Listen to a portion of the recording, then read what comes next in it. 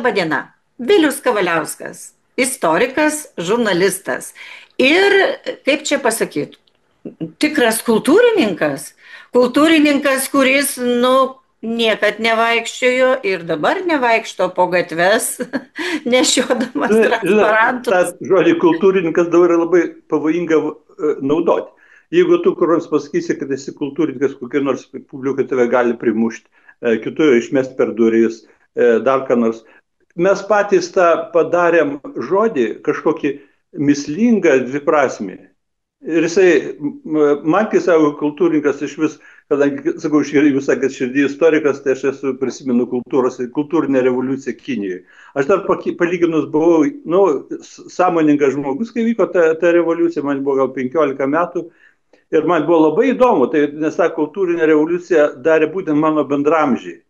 Ir tada išėjo į gatves Kinijoje šimtai milijonų vaikų. Ir jie reikalavo užmušti senius. Užmušti senius. Ir juos inspiravo visus. Tai buvo labai gera.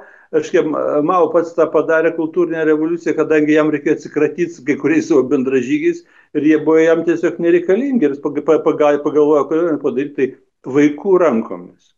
Ir jeigu kas nors iš mūsų žiūrovų prisimena Bertolucci Paskutinį imperatorių, tai kaip tik tas filmas, kuris aš manyčiau, gal kaip iš užsieninių filmų galbūt yra geri kinų filmai apie tai, bet aš nesu matęs, tai Bertolucci yra labai pagavo kaip buvo žudomi žmonės tam, kad reikėjo tik paimti valdžią kažkam. Tai dabar tie žmonės. Už ką jie stovi, prieš ką jie stovi. Kaip jums? Aš taip, pavyzdžiui, nesuprantu, iš pradžių norisi palaikyti, nes protestas prieš valdžia visada to verta, kad ją kritikuotume, nes dar nėra nei vienos valdžios tobulos nebuvo. Bet dabar kuo toliau, to mažiau jau aišku, apie ką jie čia. Bet aš lygiai prieš savaitę buvau Kaune ir nuvažiuoju tiesiog pasižiūrėti, kaip žmonės reaguoja į tas naujas mūsų tos naujus bareliefus prie karo muziejaus. Ir ten buvo žmonelių, nors buvo 14 visą laiką, ten kažkas fotografavo, kažkas ten fotografavosi. Ir šalimais per 20 metrų stovėjo žmogus su plakatu ant krūtinės. Ir jis stovėjo toks vienišas. Ir niekas nepriėjo ir nepaklausė. Aš priėjau ir pasižiūrėjau, kad mes stovėsime iki galo. Aš norėjau jo kažko paklausti, paskui pasižiūrėjau jo veidą, supratau, kad jis man neatsakys. Nes tai buvo visiškai vaikas. Aš galvoju, kokio galo jis ten stovės. Nes jis net nežino, dėl ko stovi, nes tikriausiai nežino gal kokių 90% tų visų, kurie buvo ir tose demonstracijose. Iš tikrųjų, aš kadangi sakau, pats esu visą laiką, jeigu ką nors daręs kultūros srityje, tai aš dariau be jokios valdžios. Man tos valdžios nereikia. Man tik trukdo, man visą laiką trukdo. Ir žinai, aš visą laiką stengiausi ką nors padaryti pats ir sakyčiau, kad čia yra mano padaryta. Ir niekieno kito. Ir čia yra toks, galbūt, gal nėra pats geriausias žmogaus matyti charakterio bruožas, kad savim pasigrožėti, kad tu gali kažką tai padaryti. Ir aš manau, kad ten buvo tarp tų šimtų žmonių, kurie ėjo į tas aikštės mūsų, tai galėjo daug kas ką nors daryti. Ir tuo išgarsėt, kad tu kažką darai, o ne tu, kad tu gali smarkiai kaukti, spiegti ir dar ką. Minioje. Kaip nauneimas tas bevardis minioje, ne? O po vieną. Man toks, ir kaip pasakė, kultūra, ir staiga girdžiu tam toje aikštėje prie prezidentūros rusiškai keikėsi, žinai. Aš pagalvoju, Jėzus Marija, čia negi mums aš visą laiką džiaugiuosi to jaunimu, nes aš nesu toks kaip Dichavičius, kai Dichavičius ten kiekvieną jauną menininką, jisai džiaugiasi, tarsi būtų jo pasiekimas. Gal jis toks savotiškai pedagogas, nes ir man jisai buvo dėstė fotografiją ir aš jį lygi šiol laikau savo mokytoju. Tai jis buvo pirmą kartą 68 metais žurnalistams jis mokė, dėstė fotografiją. Ir mes buvom tas pirmas kursas, kuriam jis dėstė, tai mes kažkaip taip ir susijuostėm visą gyvenimą. Žiūrėkit, praėjo daugiau kaip 50 metų, aš jį laikau lygi šiol savo mokytoju. Ir jisai, aš sakau, iš Dichavičiaus, gal ir iš kitų, galime pasimokyti didelių menininkų, kai jie visuomet džiaugiasi jaunimu, kai jie džiaugiasi jų darbais.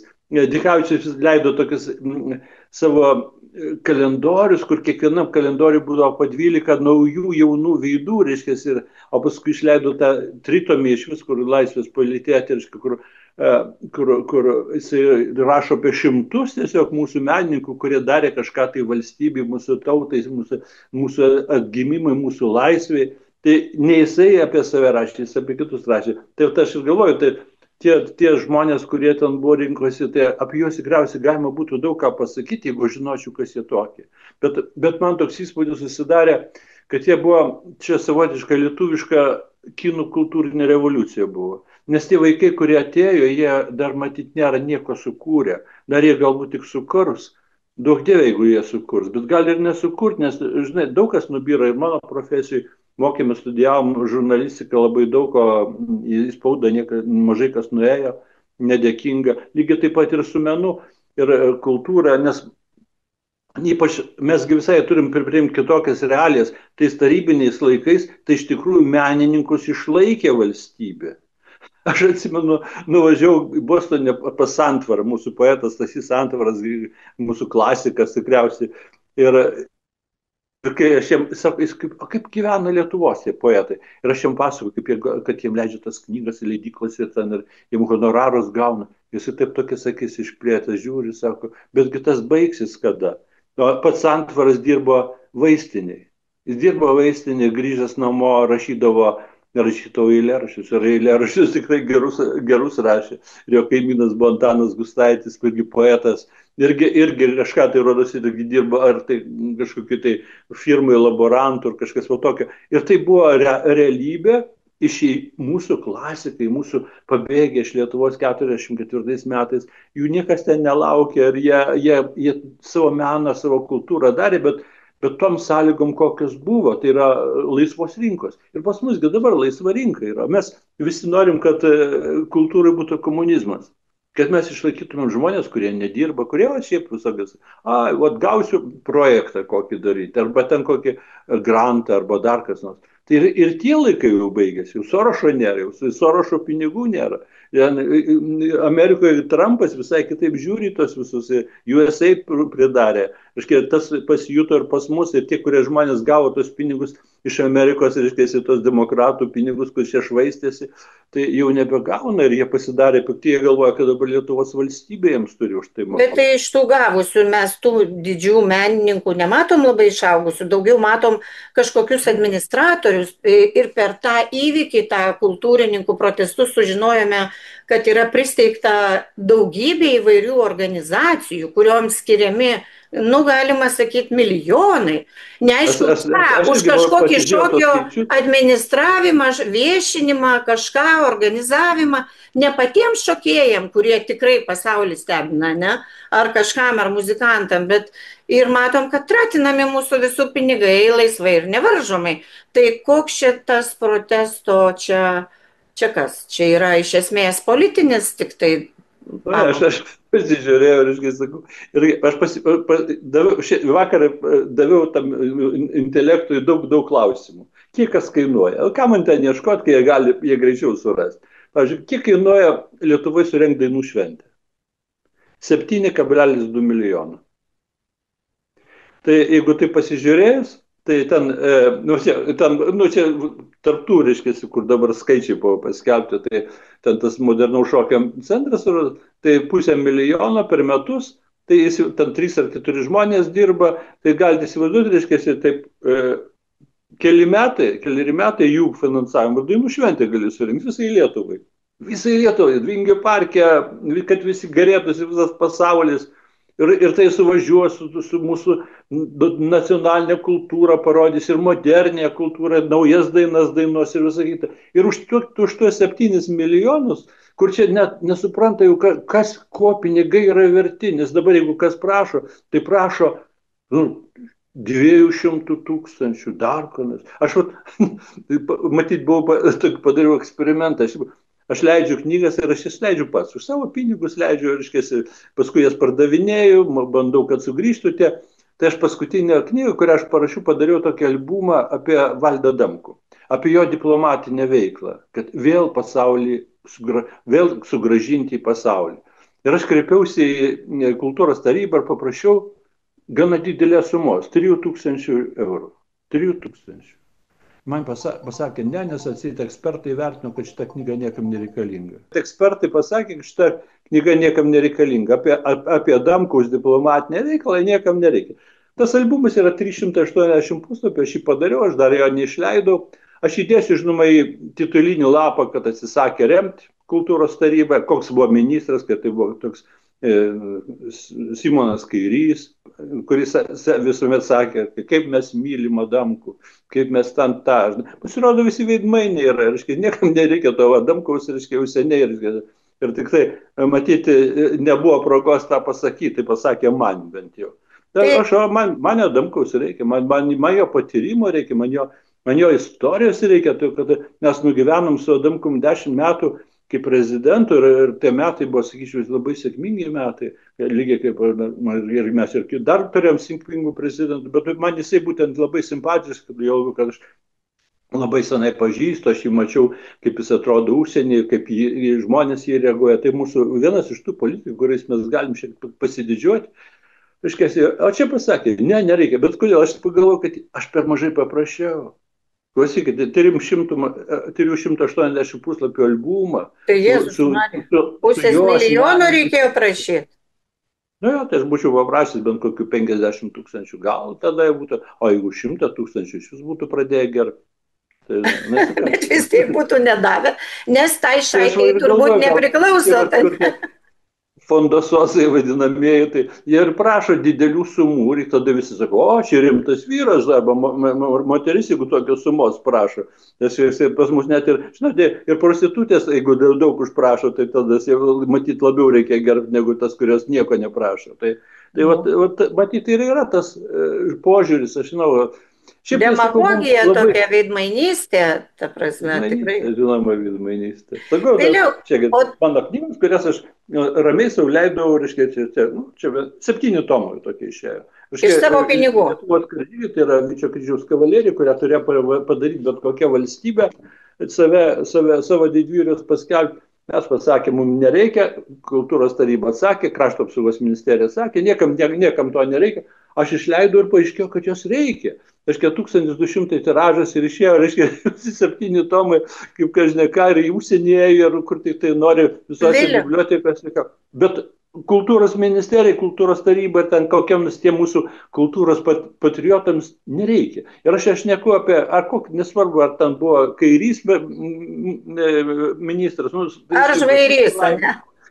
Geresnių ministrų, kurie nas kultūros ministeriją suremontavo, tai kažką nors padarė, tas tai nieko nepadarė tiesiog. Vėliau, o tai kaip jūs žiūrite pareigūnus, kurie iš mūsų visų pinigų samdomi prižiūrėti mūsų meno vertybių, pamiršta, kad tai yra mūsų visų ir jų galvose kažkaip susiklosto, kad visa tai, kas yra muziejuose, yra jų privati nuosavybė.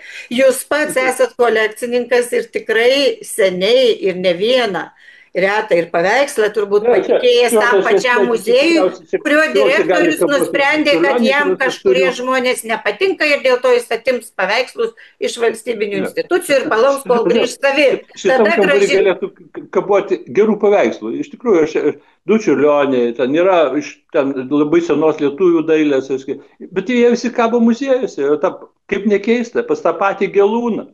2 mano Čiurlioniai kabo. Aš žinau, bet dabar atsiimsiu iš ten, nes aš tiesiog nepasitikiu to direktorium, o visą tą aš daviau Budrio muziejui 97 metais, jau žiūrėkit, jau 30 metų greitai, kai mano geriausi darbai kabo ten.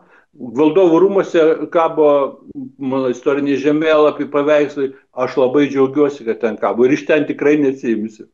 Nes ten, aš džiaugiuosi, kad žmonės mato, kažkaip pas mane kas nors matys ten atėjęs, kam? Tegu mato šimtai, tai jeigu tai įmanoma, jeigu valstybė negali nusipirkti tokių, neįstengia nusipirkti. Šiandien iš viso, aš dabar žiūriu vėl grįžtam prie tų pinigų, nes man atrodo visos tos revoliucijos ir esmė buvo pinigai. Buvo pinigai.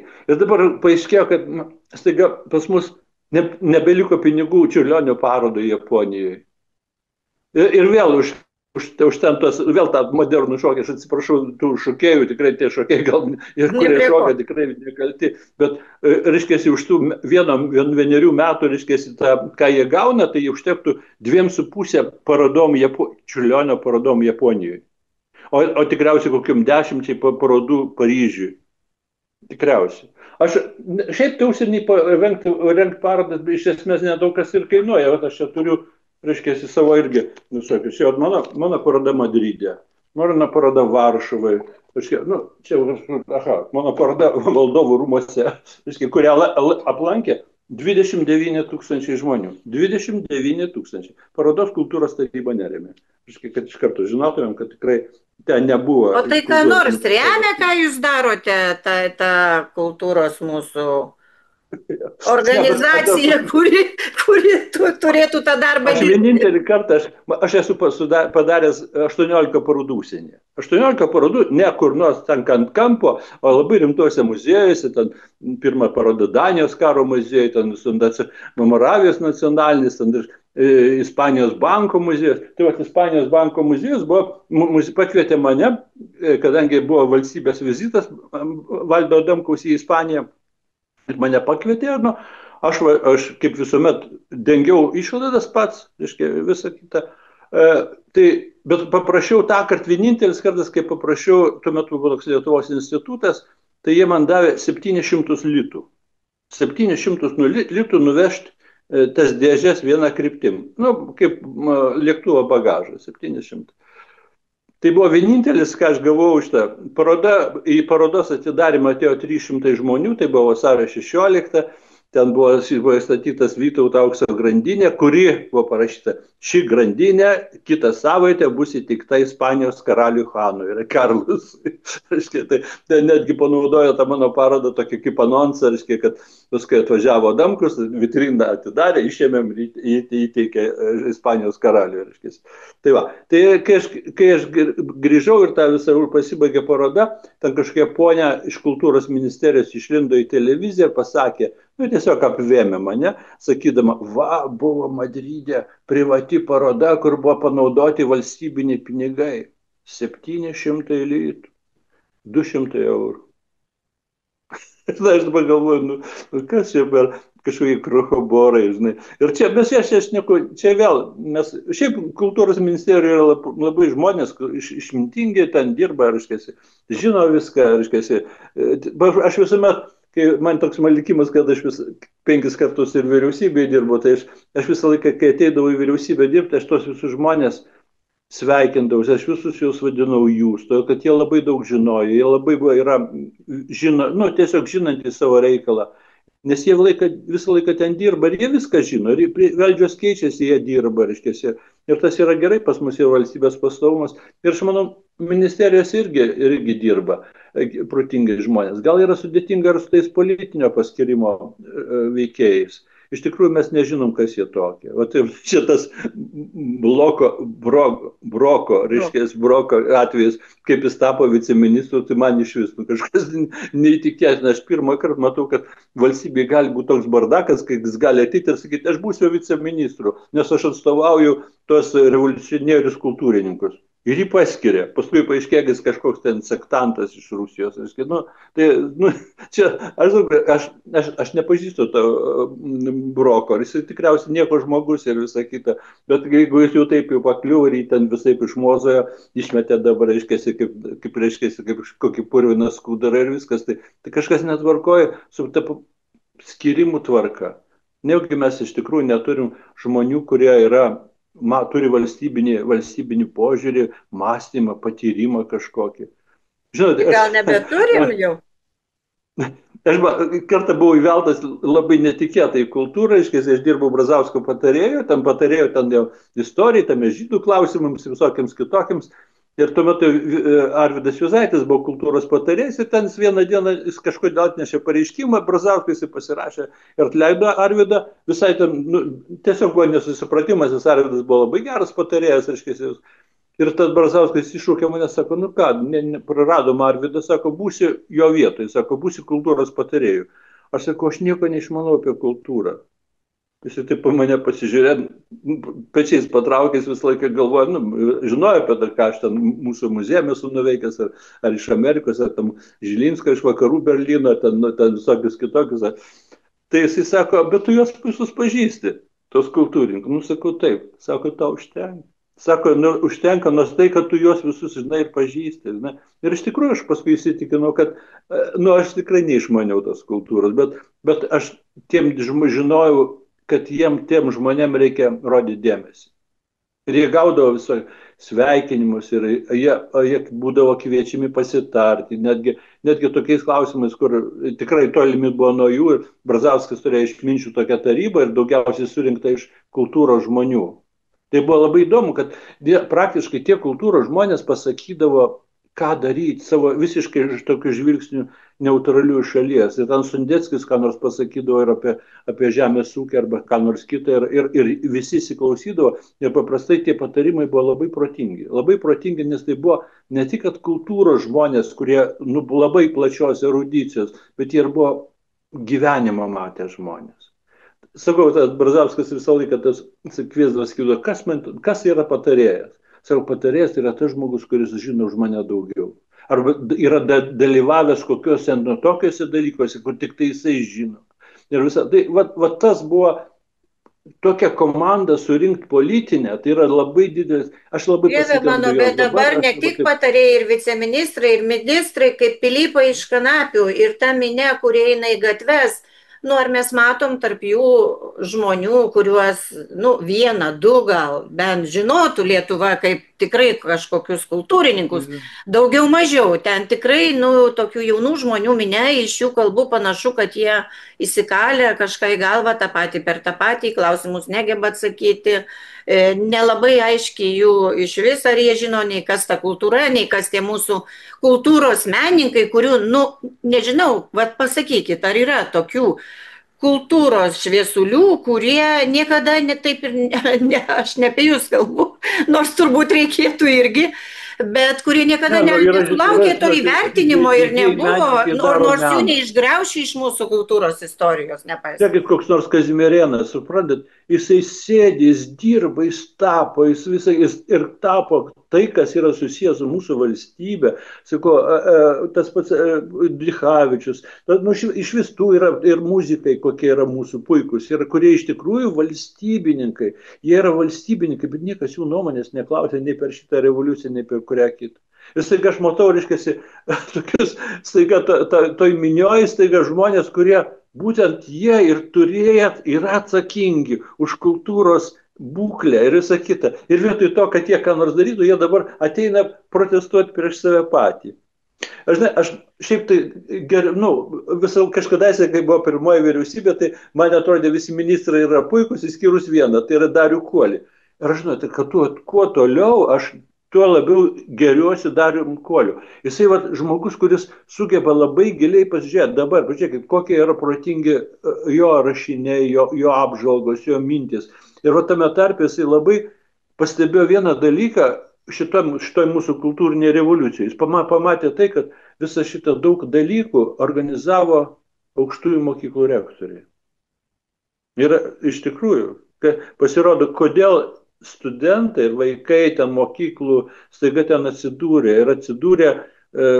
stumiami, jie apginkluoti tais plakatėliais ir visą kitą. Ir čia ir yra, aš manau, kada nors atsiras, manau, išmintingų žmonių, kurie panagrinės, čia kas įvyko Lietuvoje arba kas dar tik prasideda, labai galima, gal dar nesibaigs, nors atrodo tarsi įsikvėpia, nes dabar jau tiesiai pasakė, ko jie nori. Jie nori būti partija. Steik dar vieną partiją. Tvarkoj, labai gerai, steikit. Viskas tvarkoj. Aš visiškai ne prieš, nes mes esam valstybė, kuri savo likimą sprendžia rinkimais. Demokratija. Ir jeigu jūs būsit demokratija, jeigu jūs nedaužysit niekam, jeigu jūs nespygausit, jeigu jūs nesikeiksit rusiškai, eisit ir balsuosit ir parodydami, ką jūs galvojat, jūs būsit tie, kurie nustato valstybės kryptį. Ir jeigu jūs turėsit daugiau savo bendraminčių, tai jūs ir valdysit. Bet jums reikia turėti bendraminčių, jums reikia turėti idėjų, jums reikia jas ginti, įrodyti, kad jos yra geros. O šiaip tai, žinot, ir matau, kad aš manau, kad šitos naujos partijos steigimą kai kas įsigas, ypač dešinio fronto partijos. Nesgi akivaizdu, kad va šitą visą revoliuciją suorganizavo, nu, žiūrėkit, nu kas buvo, Kairys, Gelūnas, kokios partijos?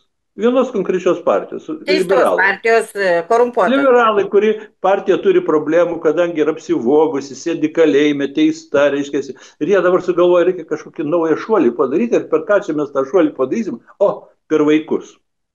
Ir suprantate, žiūrėkit, ir Gelūnas, kuris jau toks aktyvus, staiga jis įsigando, kad jam padeda partinį bilietą, nes kad jo neapkaltintų. Aš jo vietoj seniai būčiau padėjęs, nes kad jam per vėlai padėjo tą bilietą jau. Akivaizdu, tas politinės ausys yra matosi, labai žiauriai matosi. Ir aš nemanau, kad konservatoriai yra laimingi matydami tą procesą, nes atims rinkėjus iš jų. Pas mus yra kairieji rinkėjai ir dešinieji rinkėjai. 60% kairių, 40% dešinių, sakysim. Tai jau grubiai ten. Tai tos 40% tos ribos, tai jie tas makaluosis, reiškia, ir visi tame tarpe, tie vaikai, reiškia, kai jie sulauks 18 metų. Nuo 16, ne veltui nuo 16 dabar. Stumiama nuo 16, kad galėtų balsuoti. Nu tai tas stumiama, bet dar ir konstitucija nepakeista. Tai va, tas ir yra, ta konstitucija pakeisti nėra taip paprasta, bet va, tas 16 metų rinkimai ir tai irgi rodo, ko siekiama.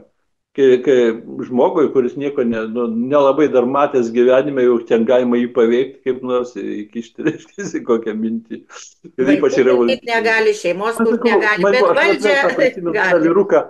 Kuris stovėjo Kaune prie Laisvės statulos ant taburetės, su plakatu. Ir aš man labai norėjau, sakau, prieiti prie jo pašnekėti, bet aš nepriejau. Ir sakau, gal be reikalų nepriejau, gal reikėjo pašnekėti, bet būtų tikriausiai įsigandęs, jis sakytų, kažkoks seniokas nori mane iš tiesos kelio išmušti. Aš nenoriu išmušti, aš noriu, mano vaikai yra, jie irgi mato visą tą anūkas turi, kurie jau greitai galės, nu, taip sakyti, irgi eiti į demonstracijas. Ir balsuoti. Vaikšto kol kas į krepšinį žiūrėti, bet paskui greitai reis į demonstracijas. Tai visko reikia. Bet šiaip tai iš tikrųjų ta mūsų kultūra, ji tarsi vėl prisidengimas jie. Ir aš dabar situacija mūsų kultūros yra labai liūdna, nes liūdna kodėl? Nu ką, situacija tokia, reiškia, norėžti 40 ar su 50 milijonų iš karto nuo kultūros. Situacija iš tikrųjų yra bloga, nes mūsų esam priversti toj situacijai daug skirti ginklavimuisi šalies saugumui ir visiems nurėžė nuo kultūros ir tai tikriausiai labiausiai gal jausis, nes tie žmonės labai jau jautrus. Bet iš tikrųjų visuomet galime toj kultūrai surasti tikrai vidinių rezervų. Ir jeigu, pasižiūrėti, kaip mes tvarkomės, iš tikrųjų tam ir auditas reikalingas ne tik televizijoje, reikalingas ir būtent kultūros sferoje, pasižiūrėti, kokias sumos kam mokamos, apie tai viešai skelbti, todėl kad žmonės turi žinoti, kas gauna pinigus, už ką jie gauna, kokį produktą jie padaro. Bet yra ir tiesiog didelių rezervų, jeigu tai pasižiūrės. Man tas dirbtinis intelektas, aš jau užklausiau, kiek kainavo mūsų Sapiegų rūmų remontas, restauravimas. Milžiniškas pastatas 17 amžiaus, restauravo jį nuo pat mūsų nepriklausomybės pradžios, ir ėjo per rankas. Tai vien tik tai paskutiniais metais išleista 12 milijonų eurų. 12 milijonų eurų. Aš manau, suma tikrai ne visa, nes aš atsimenu, kadangi dirbau dar tais laikais visokius vyriausybės skyrė pinigus, o niekas ten kaip negyveno, taip ir negyveno. Dabar ten įsikūrė šiuolaikinio meno centras. Įsivaizduokit, sutvarkyti 17 amžiaus pastatą, unikalų istorinį pastatą, prestižinį, ir ten apgyvendinti šiuolaikinio meno centrą. Tai mes tiek turtingi esam, tiek turtingi istorijos, ką nori ten galima buvo padaryti. Muziejų, prezidentūrą, nežinau ką, reiškia, premjero rezidencija, kur nors nuvažiuoti, aš labai daug važinėdavau ir su prezidentu arba su premjeru, Ir mes visur, kur mus apgyventų svečius, tai tokiuose pastatuose, kur iš karto tau pagarbą kelia ir valstybė. O čia, reiškia, 12 ar 20 milijonų išleista šiuolaikinio meno centrui. Kodėl įsikūrė ten? Ten va tokia panelė Žemaitytė. Buvusi bent keliose vyriausybėse viceministrė, kultūros ministrė. O po to, išeidama iš savo posto, jis savo pasidarė tą, dabar ten direktorė sėdi. Ir aš sakau, kai mes buvom... Ir protestuoja dabar, pati buvus valdžioj. Jo, ir mačiau, jie irgi vadovauja revoliucijai. Ir suprantat, kai aš nuėjau ten su keliais tikrai labai žymiais ir mūsų verslininkas, ir užsienio verslininkas, kai pasižiūrėjo tą pastatą iš vidaus ir pamatė, kas su juo padaryta, sako, čia sako praplauta 10 milijonų. Iš tikrųjų, tai ką mes, mes tokie esam turtingi, kad mes kokį nors atiduodam pačius, net amžius maišom, net laikmečius maišom, mes kultūros sluoksnius viskas sumaišom. Kas čia per eksperimentas pas mus vyksta? Ką mes gudresni už visus, ir gudresni už Luvrą ir visą kitą. Tai va, tas ir yra. Tai tokie rezervai mūsų. Ir kai pasižiūrė, kur visur nuėjo tie pinigėliai, tai čia mes kiekvienais metais dainų šventės galim rengti. Tai yra, tas dainų šventės galit kaip nori šnekėti, bet tai yra mūsų tautinė atgaiva, dar parodo, kad mes turim kažką tai tokio, ką kiti neturi. Ir kai mes matėm Latvių dainų šventę, sakėm, kokia Latvių dainų šventė. Paskui žiūrim, kad ne ką blogesnė mes patys galim padaryti. Ir tas dainas dainuoja visas užmirštas ir geras dainas, ir tas dainas, kurias žmonės nori girdėti. O čia irgi tas yra svarbu. Viliau, ačiū, tai buvo, nepabijokim to žodžio, kultūrininkas iš didžiosios raidės Vilius Kavaliauskas. Manantis, kad iš valstybės turim ne plėšti, ne imti, o visų pirma duoti, ir visą gyvenimą tai darantis, nepaisant visų valdžių. Rodas Kenedis pasakė, o ką tu gali padaryti valstybei? O ką jūs padarėte, o ką jūs įnešėte į tos fondus, jūs tai turite ką išvardinti ir vardintumėte turbūt visą laidą. Ką jūs esate davęs muziejams, kurie dabar kur nori kaip savo nuosavybę jūsų paveikslus dalyje arba ne. Ačiū labai, Viliau. Viso geriausio, ačiū. Vilius Kavaliauskas, kurio tikriausiai iš jos šį savaitgalį protesto kultūrininkų revoliucijoje vargiai ir pamatysime. Ačiū. O gal ir ateisite pasiteirauti ko nors? Šiaip tai norėtųsi, bet gal turėsiu laiko, turėsiu ką nors dirbti. Tikrai turėsiu ką nors dirbti.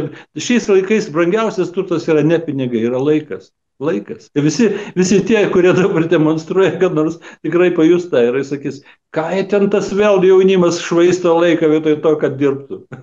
Ačiū labai. Kam patiko, spauskite patiko ir prenumeruokite mūsų kanalą.